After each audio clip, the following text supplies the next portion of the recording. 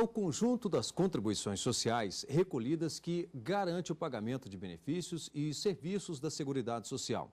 A maneira como cada contribuinte deve ser tributado e a importância de se levar em consideração a maior ou menor possibilidade dele utilizar os benefícios ou serviços previdenciários do Estado é o tema do estudo desenvolvido pelo professor Tiago Taborda Simões, que você acompanha a partir de agora no Academia.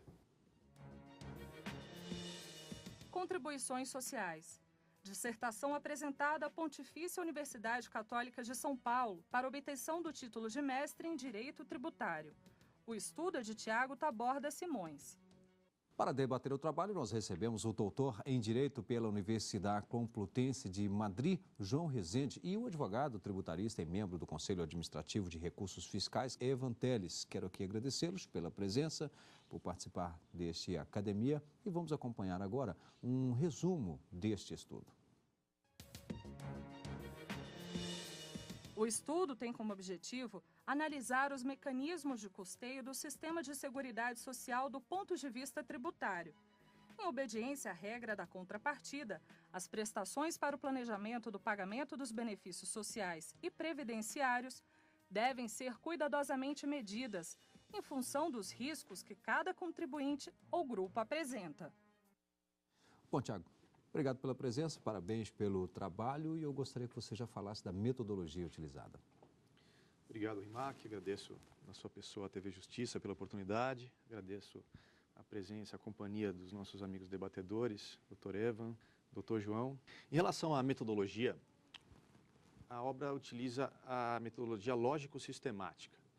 Então, o sistema jurídico é considerado em sua univocidade, ou seja, o conjunto de normas, de todas as normas que o compõem, partindo da pirâmide de hierarquia de Kelsen. Então, sempre através de colocarem no mais alto patamar as normas constitucionais, descendo para as normas legais, ordinárias e complementares e as normatizações infralegais. Bom, então, considerando a pirâmide de hierarquia, a obra avalia as contribuições sociais sob uma perspectiva tributária, uma vez que as contribuições sociais são tributos, tal como já reconhecido normativamente e também pelos tribunais superiores, mas também leva em consideração as normas específicas de direito previdenciário, que também informam a tributação por via de contribuições sociais. Então, o cotejamento dessas normas de direito tributário e as normas de direito previdenciário, analisadas sistematicamente, é o que vai nos conduzir às conclusões que chegamos nessa obra. Aqui no Academia, a gente sempre pede para que o autor da obra que venha aqui apresentar seu trabalho destaque 3 obras que compõem aí a bibliografia. E o Tiago também reservou 3. Vamos ver quais são. Hipótese de incidência tributária, de Geraldo Ataliba, editora Malheiros. Introdução à teoria dos sistemas, Niklas Luhmann, editora Vozes. Curso de Direito Constitucional Tributário, de Roque Antônio Caraza, editora Malheiros. Bom, as 3 obras, Tiago, você destacou aí para a gente. Agora eu queria que você nos falasse dessas 3, de que forma cada uma contribuiu para o seu estudo. Ok. Bom, começando pela obra do Niklas Luhmann, a Teoria dos Sistemas, eu utilizei a Teoria dos Sistemas usando as categorias que o Luhmann introduziu de acoplamento estrutural, sistemas observadores, observação e irritação. Então, esse livro foi bastante importante para conseguir entender a relação entre o sistema normativo, o caixa da Previdência Social e como a maneira como o sistema jurídico o alimenta. Meu orientador, o professor Roque Caraza, utilizei bastante o livro dele. Então, toda a questão da supremacia dos princípios constitucionais, de que a gente tem sempre que partir da Constituição Federal e ir descendo no ciclo de positivação até encontrar, até aplicar adequadamente aquela norma que realiza os princípios constitucionais, os valores constitucionais agregados. E foi bastante importante para mim também o Hipótese de Incidência Tributária, do professor Geraldo Ataliba. Foram as 3 obras principais. E o trabalho? Bom, o tema é bastante relevante. A questão das contribuições sociais tem um impacto bastante grande sobre a sociedade. Então, o livro traz alguns dados oficiais bastante interessantes. o que é muito interessante em relação à distribuição da arrecadação federal. A arrecadação federal, composta pelos tributos lato sensu arrecadados pela União, ela considera um percentual de mais ou menos 38% da arrecadação total é de contribuições previdenciárias, contribuições sociais. É um número bastante expressivo, mas a União, ao colocar desta maneira, essa proporção, ela não contabiliza PIS, COFINS e contribuição social sobre o lucro líquido. Então, contribuição social sobre o lucro líquido, o PIS, que é a contribuição para o Programa de Integração Social, e a COFINS, que é a contribuição para o financiamento da Seguridade Social. Então, são contribuições que servem para abastecer o caixa da Seguridade. Só que não são consideradas como receita previdenciária. Quando a gente considera esses três tributos na conta, a gente vai bater a 58% de impacto da arrecadação de contribuições sobre tudo que a União arrecada. Então, é bastante expressivo. A sociedade ela suporta uma carga bastante elevada. A mais alta carga federal é destinada ao custeio da Seguridade Social. Então, essa é a relevância do estudo para a gente entender a natureza jurídica, o regime jurídico dessas contribuições. Bom, disso aí já saem algumas conclusões. Quando você considera globalmente as contribuições previdenciárias dessa maneira, fica muito difícil você falar em déficit da Previdência. Porque o alegado déficit da Previdência, que tantas vezes serviu para justificar o aumento da carga tributária, porque está faltando dinheiro na Seguridade Social, ele cai por terra, porque está sobrando dinheiro. Acontece que o dinheiro não está sendo colocado onde deveria ter sido colocado. Então, essa é uma das primeiras proporções. Considerando globalmente essa arrecadação, não existe déficit. E ainda que existisse déficit, uma outra consequência. Uma das proposições do livro é que a existência do déficit é pressuposto de exercício da competência tributária, por via de contribuições sociais. Então, para que seja criada uma contribuição social ou para que seja majorada uma contribuição, é necessário a comprovação que está faltando dinheiro no caixa. Por quê? Porque, claro, essa não é uma conta simples, essa é uma conta que vai levar em consideração a atuária, porque nós estamos, na verdade, contingenciando um capital, um montante que deverá ser suficiente para, no futuro, custear os benefícios e serviços de seguridade de que a sociedade necessitará. Então, dentro do contexto, estamos num Estado social que cobre todos os riscos sociais, como a maternidade, como a velhice, como a invalidez. Dentro desse contexto, esses riscos da vida da sociedade, gerados pela vida em sociedade, devem ser custeados de alguma maneira. E é preciso contribuições que devem ser projetadas pela atuária para fazer frente a essas despesas futuras.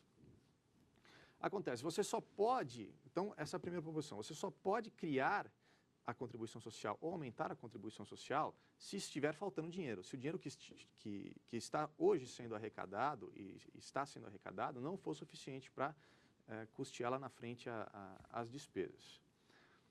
E também tem uma via reversa. Se existir superávit, o superávit também deve ter uma consequência. Por quê? Porque o sistema de Seguridade Social e o caixa da Seguridade Social, eles perseguem sempre o equilíbrio, a homeostase.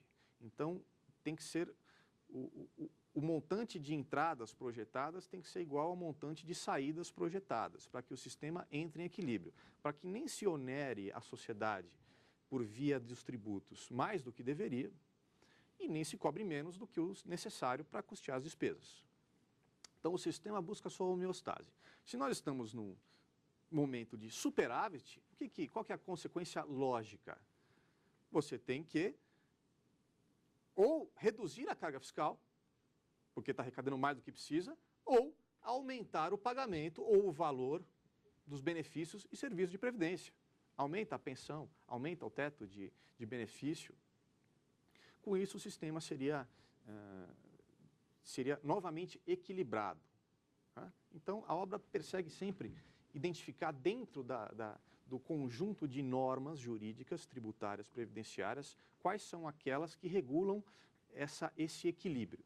E tem uma norma muito especial, uma norma que é o elemento central, que é a regra da contrapartida. Ela está esculpida no artigo 95, parágrafo 5º da Constituição Federal, que é aquela que prescreve que nenhum benefício ou serviço de seguridade será criado ou majorado sem a correspondente fonte de custeio. Por via reversa, também não poderá ser criado uma fonte de custeio, um tributo, sem que o resultado dessa arrecadação seja necessariamente vinculado à despesa da Seguridade Social. Tá? É o que se chama dinheiro carimbado, contribuições classificadas pela finalidade. Pois bem, a regra da contrapartida é um acoplamento estrutural entre o sistema jurídico e, eu falo lato sensu, o sistema econômico. Tá? Vou explicar. Aí a gente trabalha com a teoria dos sistemas. Nós temos aqui o sistema jurídico, dentro do jurídico, o subsistema tributário e, dentro do sistema tributário, o sistema previdenciário de custeio da Seguridade Social, com todas as normas que os informam. Do outro lado, nós temos o sistema econômico. Eu falo o sistema econômico para ser o sistema financeiro, que é composto também pelo sistema político, é o que controla o caixa da Seguridade, a arrecadação. O sistema jurídico, e eu me alinho aos que eu considero como um sistema autopoético, ou seja, aquele sistema que cria suas próprias realidades, ele que se movimenta sem a influência externa. Então, o sistema jurídico autopoético, ele observa, através da regra da contrapartida, que existe um desequilíbrio. Então, temos aqui um sistema jurídico observando que existe um desequilíbrio, superávit ou déficit. Vamos supor que é déficit. Então, o sistema observa e o sistema cria uma irritação interna que gera uma operação. Qual que é a operação? A gente está usando as categorias de Luhmann. A operação do sistema jurídico é a operação de subsunção. Subsunção do fato ou do evento à norma, à hipótese normativa. Uma vez verificado esse desequilíbrio, o acoplamento estrutural movimenta o direito de maneira a disparar a subsunção e buscar novamente o equilíbrio, ou seja, aumentando carga tributária. Certo? Então, esse é o conceito é a interdependência entre os sistemas que a gente tem que buscar. E aí, descendo um pouco mais, as contribuições sociais, isso tem como consequência as contribuições sociais terem um princípio informador específico, que também é previsto na Constituição, que é o princípio da equidade na participação do custeio, do qual a gente vai continuar falando daqui a pouco. Bem, obrigado, Tiago. Daqui um pouquinho nós vamos entrar na fase de debates, porque agora nós vamos fazer um rápido intervalo. Até já.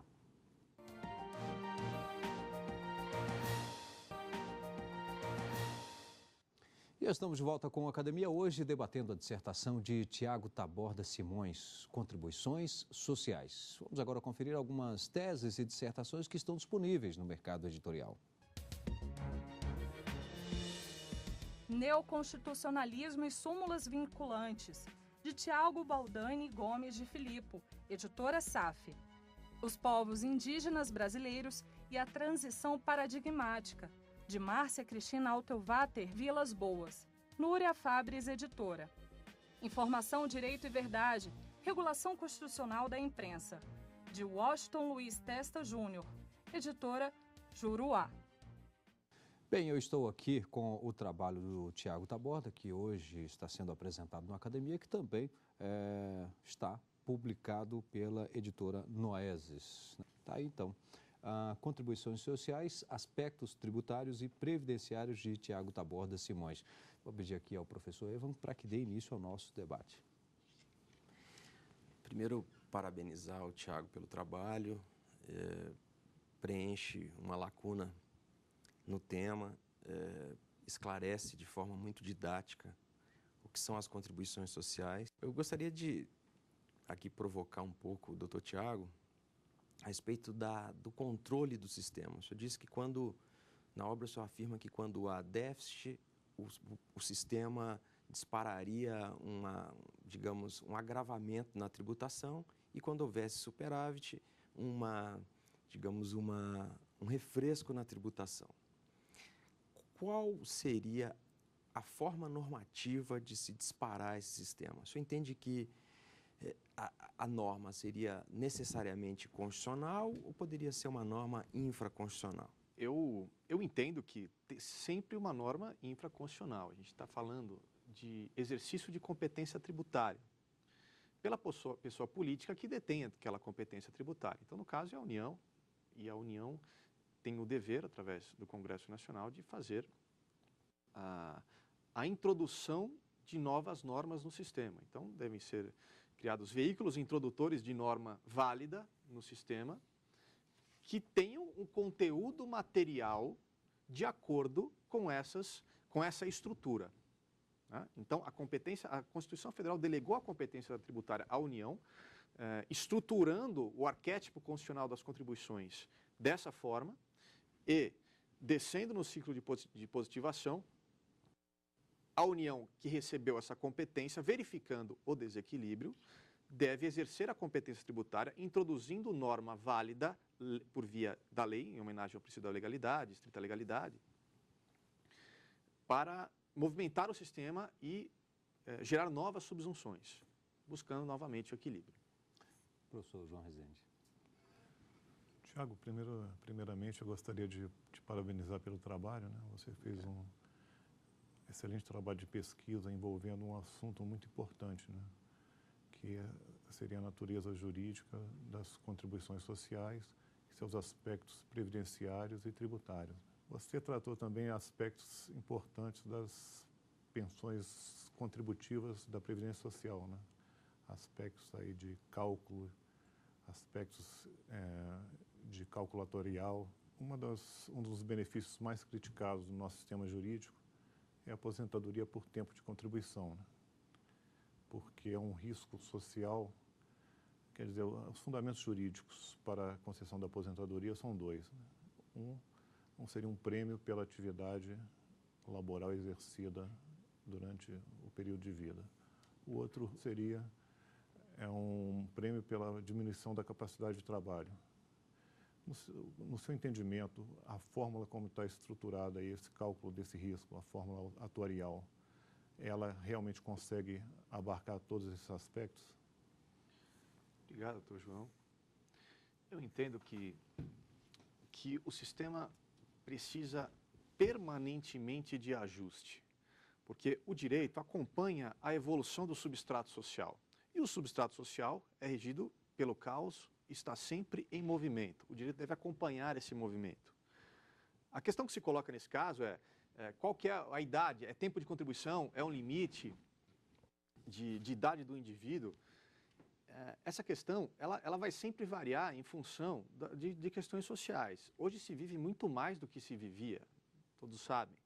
Então, há 100 anos atrás, a expectativa talvez fosse de 20 anos a menos do que hoje é a expectativa do Brasil, de vida no Brasil. Então, eu acredito que a atuária deve fazer essa projeção e acredito que poderíamos ainda afinar um pouco mais a forma de abastecimento do caixa com relação a tempo de contribuição. Eu acho que deve estar em constante observação essa questão para verificar se efetivamente aquele montante arrecadado durante a vida do indivíduo vai guardar uma proporção com a realidade da despesa que ele vai gerar no futuro quando precisar do benefício de aposentadoria. É muito difícil você classificar, isso eu coloco no livro, que a relação de seguridade social ela é plenamente sinalagmática. Sinalagmática é aquela relação onde existem prestações comutativamente recíprocas. Ou seja, teoricamente, o que eu paguei a minha vida inteira vai ser exatamente o que eu vou receber na minha aposentadoria. A gente nunca vai chegar nesse número. Por quê? Porque existem muitas variáveis, porque a gente está sujeito ao risco. O risco de invalidez. O que a gente tem que fazer é criar mecanismos que, de alguma maneira, mensurem o montante arrecadado de modo a chegar mais próximo possível da realidade. Bom, Tiago, você falava sobre esse objetivo de equilibrar essas contas, né? Eu fiquei até surpreso quando ele fala que não pode sobrar, né? É interessante ouvir esse tipo de de comentário, não pode sobrar, deve estar sempre ali equilibrado, porque senão pode ter alguma coisa errada. O que me preocupa nisso é porque a Seguridade ela sempre tem que trabalhar com uma projeção de presente e futuro. Claro, o que está sendo pago hoje e recebido hoje, mas tem que estar de olho no futuro. Por exemplo, o que me vem à mente, o aumento da população hoje, não dá para se pensar nessa sobra para futuro, não? Rimac, muito bem colocado. Vamos fazer uma diferenciação. Existe a sobra de caixa hoje e a sobra atuarial. Hoje sobra. A gente pode ter sobra no caixa, quer dizer, tem bastante dinheiro lá, mas não é uma sobra atuarial, porque você está projetando que você vai ter que gastar esse dinheiro projetado nos próximos 10, 20, 50 anos. Tá? Então, é possível sim que a gente tenha nominalmente hoje, e nós temos, superávit, estamos arrecadando muito mais do que a despesa de hoje, mas a atuária vai nos mostrar se o que está sendo arrecadado a mais vai ser suficiente para pagar o amanhã. Porque amanhã, realmente, vai ter mais gente, as pessoas vão viver mais. Exato. E a despesa vai ser maior. Tiago, queria que você comentasse um pouco acerca do princípio da equidade. Eu trabalho com o princípio da equidade na participação do custeio, que eu vou explicar o que é. É uma proposição da existência de um princípio informador específico que informa a tributação por via de contribuições sociais. Notadamente, nós temos na doutrina princípios informadores típicos dos impostos, das taxas, das contribuições de melhoria. Os impostos são informados pelo princípio da capacidade contributiva. Ou seja, aquele que ganha mais deve contribuir progressivamente mais para a despesa do Estado. As taxas são informadas pelo princípio da retributividade, ou seja, visa simplesmente indenizar o Estado por aquela despesa específica gerada por aquele contribuinte individualmente considerado, seja por um serviço ou seja pelo exercício de um poder de polícia, aquele contribuinte. E nós temos na contribuição de melhoria o princípio da proporcionalidade, ou seja, o contribuinte será tributado conforme a proporção da valorização imobiliária oferida por ele em decorrência de uma obra pública. Então, a questão é a seguinte, introduzo nessa discussão o conceito de discrimen do professor Celso Antônio Bandeira de Mello, que trouxe naquela obra-prima, que é o conteúdo jurídico do princípio da igualdade. Então, ele traz um elemento que é o discrimen, que é aquele elemento diferenciador, aquele elemento que permite diferenciar os indivíduos para que tenham um tratamento diferenciado do Estado. É aquela máxima de tratar de maneira igual aos iguais e desigual aos desiguais na medida de suas desigualdades. A questão é, como desigualar de uma maneira justa, pelo que a sociedade entende? Então, o discrimen no princípio da capacidade contributiva é o fato signo presuntivo de riqueza, tal como previsto por Alfredo Becker. Então, aquele contribuinte que revela um fato signo presuntivo, ou seja, ele tem uma Ferrari, ele tem um fato signo que presume que ele é abastado, deve ser mais intensamente tributado, enquanto que tem um carro popular, revela menos capacidade contributiva. Então, ele é um fator de discrimen. Esse discrimen permite, de uma maneira justa, ou seja, realizando o princípio da igualdade, você diferenciar contribuintes que recolhem impostos. Nas taxas, o discrimen é aquela necessidade específica. Eu, Tiago, preciso de uma cópia no Tribunal de Justiça. Eu vou lá, peço a cópia, pago a taxa da cópia. O Estado me deu a cópia, quanto custou? Isso aqui custou 12 centavos. Ok, é o que custa uma cópia. Então, o discrimen é essa necessidade específica que eu tenho. Eu vou pagar, outro não vai pagar porque não usou. Na contribuição de melhoria, a valorização é aquele contribuinte proprietário de um imóvel que sofreu valorização imobiliária que é obrigado a pagar. Então, a valorização imobiliária que ele sofreu o diferencia daquele que não sofreu uma valorização. Por isso, ele vai ser tributado e o outro não. Pois bem, nesse contexto, contribuição social. O que permite diferenciar um contribuinte de contribuição social de outro? É quanto dinheiro ele ganha? Não, eu entendo que não. Embora parte da doutrina reconduza as contribuições sociais, vezes para impostos, vezes para taxas, que considera que capacidade contributiva deve informar as contribuições sociais, eu entendo que não. Por quê? Porque o que diferencia os contribuintes numa relação de seguridade social é o risco, o elemento diferenciador, o discrimen é o risco que aquele contribuinte revela de precisar do benefício.